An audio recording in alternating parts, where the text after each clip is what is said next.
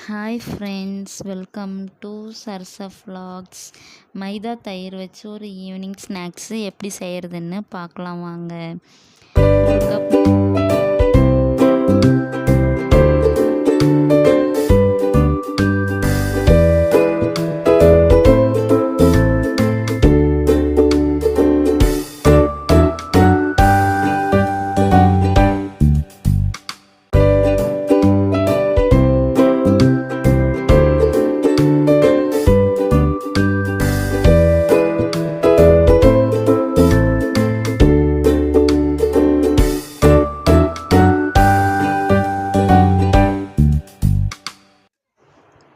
Please like பண்ணுங்கள், comment பண்ணுங்கள், subscribe பண்ணுங்கள். தேங்க்ஸ் ஃபார் வாட்சிங்.